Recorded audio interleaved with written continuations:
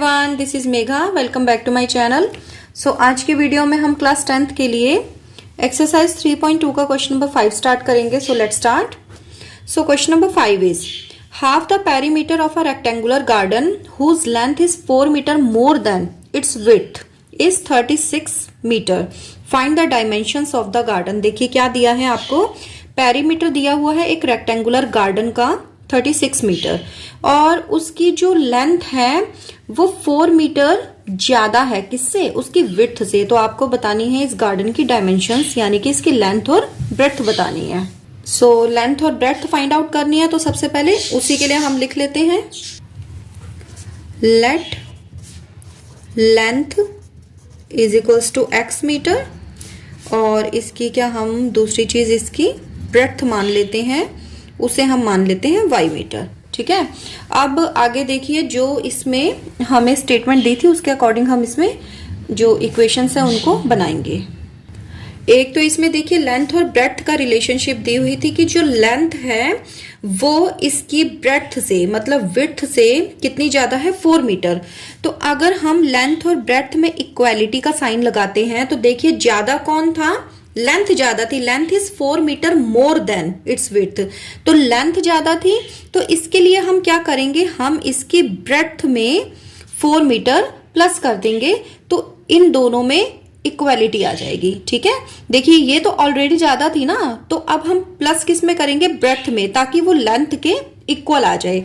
तो अब लेंथ को हमने x माना था, ब्रेड्थ को हमने y माना था, तो ये हमारी एक इक्वेशन यहां से बन चुकी है। ओके, अब देखिए, या इसे हम ऐसे ना लिख के इसे हम x minus Y is equal to 4, जो वेरिएबल्स हैं उन्हें हम एक साइड पे लिख लेते हैं। इसे अब हम मानेंगे इक्वेशन नंबर 1। दूसरी इक्वेशन देखिए इसकी, यहां से जो स्टेटमेंट थी स्टार्टिंग से ही, half the perimeter of a rectangular garden is 36 metre. Half the perimeter. अब देखिए पेरीमीटर जो होता है, पेरीमीटर ऑफ रेक्टेंगल, ये आपका कितना होता है, 2 लेंथ प्लस 2 ब्रेड्थ। ठीक है, 2 ब्रैकेट लेंथ प्लस ब्रेड्थ होता है, तो मैंने 2 के अंदर मल्टीप्लाई कर दिया है। तो क्या था कि हाफ ऑफ पेरीमीटर जो है वो कितना है आपका, 36 metre. It means half of, ये आपका, अब देखिए लेंथ की जगह x और ब्रेड्थ की जगह हम y भी लिख देते हैं यहाँ पे। It means half of 2x plus 2y कितना हो जाएगा आपका, 36। सो अब ये जो 2 है इन दोनों में से बाहर हम कॉमन ले लेते हैं, अंदर x प्लस वाई बचेगा इज इक्वल टू 36। सो 2 से 2 cancel, it means x plus Y is equal to आपका आ गया 36। इसे हम लिख लेते हैं इक्वेशन नंबर 2। अब हमें सिंपली इसकी लेंथ और ब्रेड्थ फाइंड आउट करनी है, तो हम क्या करेंगे, दोनों इक्वेशंस का यूज करेंगे। अब देखिए एक इक्वेशन थी हमारी, एक मैंने सेकंड वाली तो यहीं लिखी है, फर्स्ट वाली मैं यहाँ पे इसके नीचे लिख लेती हूँ। ठीक है। अब हम क्या करेंगे, इन दोनों को कर देते हैं हम लोग ऐड। ठीक है, तो प्लस वाई से हो गया माइनस वाई कैंसिल, और x प्लस x हो गया आपका 2x। 2x is equal to आ गया हमारा 36 प्लस 4 यानी कि 40। सो x की वैल्यू कितनी आ गई, 40 डिवाइडेड बाई 2 यानी कि 20। अब x की वैल्यू आपकी 20 आ चुकी है, तो इस इक्वेशन में या फिर इस इक्वेशन में, दोनों में से आप किसी में भी पुट करेंगे तो आपकी y की वैल्यू आ जाएगी। तो मैं ऐसा करती हूँ, इसमें सेकंड वाली इक्वेशन में पुट कर देती हूँ। ये सेकंड इक्वेशन आपकी क्या थी, x plus Y is equal to 36। अब मैं इसमें x की वैल्यू अगर पुट करूंगी तो ये हो जाएगा 20 plus Y is equal to 36। So y is equal to 36 minus 20, तो ये आपका कितना बचा, 6, 3 माइनस 2 1, 16 मीटर। यानी कि जो लेंथ है हमारी वो आ गई है 20 मीटर, एंड जो हमारी इसकी ब्रेड्थ है यानी कि जो विड्थ है वो हमारी आ चुकी है 16 मीटर। तो हम इस क्वेश्चन को ऐसे भी सॉल्व कर सकते हैं, और अगर इसमें दिया होता कि इसे ग्राफ के थ्रू आप सॉल्व कीजिए, तो हम क्या करते, हमने जो 2 इक्वेशंस बनाई थी, इक्वेशन नंबर 1 और 2, उससे हम क्या करते, ग्राफ प्लॉट कर लेते दोनों इक्वेशंस का, और जहां पे दोनों लाइंस का इंटरसेक्टिंग पॉइंट आता वो हमारा इसका सॉल्यूशन हो जाता। ओके, सो अब कर लेते हैं हम क्वेश्चन नंबर 6। अब देखिए क्वेश्चन नंबर 6 में क्या है, given the linear equation 2x plus 3y minus 8 equals to 0, write another linear equation in two variables such that the geometrical representation of the pair so formed is। First है आपका intersecting lines, यानी कि आपको एक equation तो given है, ठीक है, एक इक्वेशन गिवन है, आपको दूसरी लीनियर इक्वेशन बनानी है टू वेरिएबल्स की। इसमें भी दो वेरिएबल हैं, तो जो आपको खुद से बनानी है लीनियर इक्वेशन वो भी दो वेरिएबल्स के साथ ही बनानी है। बट उसमें क्या है कि जो आप नई इक्वेशन बनाएंगे, ये इक्वेशन और वो न्यू इक्वेशन सबसे पहले तो इंटरसेक्टिंग लाइंस की होनी चाहिए, फिर आप एक और बनाएंगे इसी के साथ, वो आपकी पैरेलल लाइंस होनी चाहिए, और थर्ड पॉइंट में भी आपको इसी इक्वेशन के साथ एक और इक्वेशन बनानी है, linear equation in two variable, जिससे कि दोनों लाइंस कैसी हो जाएंगी, को इंसिडेंट लाइंस हो जाएंगी।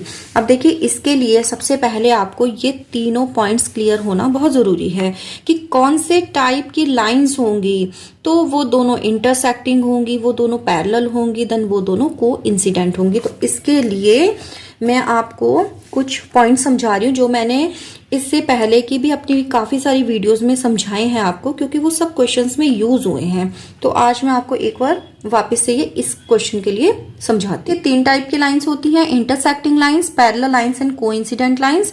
अब इसमें क्या होता है, जो इनके कोएफिशिएंट्स और कांस्टेंट टर्म होते हैं, इनके हम रेशियोज निकालते हैं। जो ये आपके A1 होता है, ये फर्स्ट इक्वेशन में x का कोफिशिएंट होता है, मतलब जो x के साथ जो नंबर होता है वो होता है, और A2 आपका सेकंड वाली जो इक्वेशन होगी उसमें x का कोफिशिएंट होगा, ठीक है। B1 आपका फर्स्ट इक्वेशन में y का कोफिशिएंट होगा, और B2 सेकंड इक्वेशन में y का कोफिशिएंट होगा। और ये जो C1 C2 होते हैं, ये आपके कांस्टेंट टर्म होते हैं। 1 लिखा है इसका मतलब फर्स्ट इक्वेशन का कांस्टेंट टर्म, और 2 लिखा है इसका मतलब सेकंड इक्वेशन का कांस्टेंट टर्म, ठीक है। इनके देन रेशियो निकालते हैं, और इस टाइप से हमें इसमें चेक करना पड़ता है कि कौन सी वाली जो कंडीशन है वो हमारी सेटिस्फाई हो रही है, और उसके अकॉर्डिंग हम बता देते हैं कि हमारी कौन सी टाइप की लाइंस हैं। अब इस क्वेश्चन में देखिए कैसे था, सिर्फ ये हमें एक इक्वेशन गिवन है, ठीक है ना। अब इसमें क्या था आपका, देखिए फर्स्ट हमें पॉइंट इसमें प्रूफ करना था कि एक हमें इसके साथ एक और इक्वेशन लेनी है, जिससे कि ये वाली इक्वेशन और जो हम नई इक्वेशन लाएंगे ये दोनों इंटरसेक्टिंग लाइंस बने। तो इंटरसेक्टिंग के लिए देखिए कैसा था, A1 by A2 not equals to B1 by B2। तो हम एक इक्वेशन कोई ऐसी नई लिखते हैं कि जो आपके, ये देखिए जैसे यहाँ पे ये है, ये हमारा A1 है, ये वाला हमारा B1 है, और ये हमारा C1 है। अब हमें इंटरसेक्टिंग लाइंस के लिए क्या प्रूफ करना है, that A1 by A2 is not equals to B1 by B2, ठीक है। यानी कि हमारे जो इनके कोएफिशिएंट्स होंगे ये इक्वल नहीं आने चाहिए। तो सिंपली आप कुछ भी लिख लीजिए। देखिए जैसे x के साथ यहाँ पर 2 है, तो आप x के साथ यहाँ कोई और नंबर लिख लीजिए। अब यहाँ पे y के साथ आपका 3 है, तो आप यहाँ y के साथ कोई और नंबर लिख लीजिए, मतलब 3 नहीं लिखिए, उसके अलावा 2 लिख लीजिए, 5 लिख लीजिए, 7 लिख लीजिए, माइनस साइन के साथ 1 लिख लीजिए, बट 3 नहीं होना चाहिए पॉजिटिव साइन का। बाकी जो कांस्टेंट टर्म है वो तो आप ये लिख दें या कोई और लिख दें, कोई इसमें प्रॉब्लम नहीं है। तो मैंने ये इक्वेशन लिख दी। अब देखिए, जब मैंने जो अभी आपको शो किया था इंटरसेक्टिंग लाइंस के लिए A1 by A2 not equals to B1 by B2, वो कंडीशन हमारी इस क्वेश्चन में सेटिस्फाई हो जाएगी इन दोनों इक्वेशंस के साथ। अब नेक्स्ट, सो ये दोनों आपकी हो गई इंटरसेक्टिंग लाइंस, ठीक है, इंटरसेक्टिंग लाइंस। ओके, अब सेकंड पॉइंट में हमें प्रूफ करना था इसी इक्वेशन के साथ 2x plus 3y minus 8 equals to 0 के साथ एक और इक्वेशन, जो कि ये दोनों लाइंस कैसी हो जाए, पैरेलल लाइंस हो जाए। अब देखिए पैरेलल लाइंस के लिए हमें क्या दिया है, A1 by A2 इक्वल होना चाहिए B1 by B2 के, बट नॉट इक्वल होना चाहिए C1 by C2 के। तो बनाते हैं ऐसी एक इक्वेशन। देखिए क्या था, A1 by A2 equals to B1 by B2 and not equals to C1 by C2। इसमें क्या था आपका, A1 by A2 not equals to B1 by B2। यानी कि अब हमें x और y के जो कांस्टेंट टर्म्स है वो तो सेम यही लेने पड़ेंगे, ठीक, बट जो c का होगा, जो कांस्टेंट टर्म होगा हमारा, वो हमें डिफरेंट लेना पड़ेगा। तो ये आपका हो जाएगा, देखिए ये तो हमें सेम लेने हैं तो 2x प्लस 3y हो जाएगा, बट c वाला यानी कि कांस्टेंट हमें डिफरेंट लेना है, तो मैं इसे -7 लिख लेती हूँ। कुछ भी लिख दीजिए, कोई इसमें इश्यू नहीं है, बट आपको ये जो है ना, ये वाला पोर्शन रेशियो वाला ये पता होना चाहिए। ओके, सो ये हमारी कैसी हो गई, पैरेलल लाइंस हो गई। ठीक है, अब नेक्स्ट आपका जो थर्ड पॉइंट है इसका, उसमें है कि ये कैसी होनी चाहिए, कोइंसिडेंट लाइंस होनी चाहिए। अब कोइंसिडेंट्स के लिए देखिए क्या है, तीनों रेशियोज इक्वल होने चाहिए, यानी कि A1 बाई A2 इक्वल होना चाहिए B1 बाई B2 के, और ये इक्वल होना चाहिए C1 बाई C2 के। इसका मतलब सारे के सारे नंबर्स जो इक्वेशन में होंगे वो आपके बिल्कुल एक दूसरे के इक्वल आएंगे।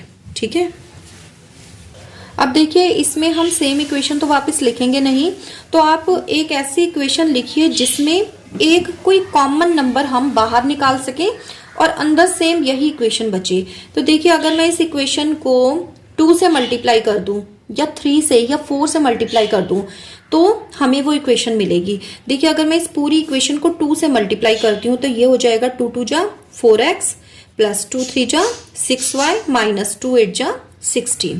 ये हमारी सेकंड इक्वेशन हो गई, और ये दोनों लाइंस हमारी कैसी हो जाएंगी, कोइंसिडेंट लाइंस हो जाएंगी। Okay, clear. अब जरूरी नहीं है जो इक्वेशंस मैंने आपको बनवाई हैं आप सेम ऐसी इक्वेशन बनाएं, आप अपने हिसाब से ये जो आपको रेशियोज दिए हैं इनको माइंड में रखिए और कोई भी इक्वेशन आप बना सकते हैं, कोई भी इसमें एग्जांपल आप ले सकते हैं। आज की वीडियो में हमने 2 क्वेश्चंस किए हैं, क्वेश्चन नंबर 5 एंड 6। सो आपको वीडियो कैसी लगी कमेंट करके जरूर बताइएगा। अपने फ्रेंड्स के साथ, अपने क्लासमेट्स के साथ इस वीडियो को जरूर शेयर कीजिएगा, एटलीस्ट एक फ्रेंड के साथ जरूर शेयर कीजिएगा। So stay connected for next video. Till then take care, bye bye.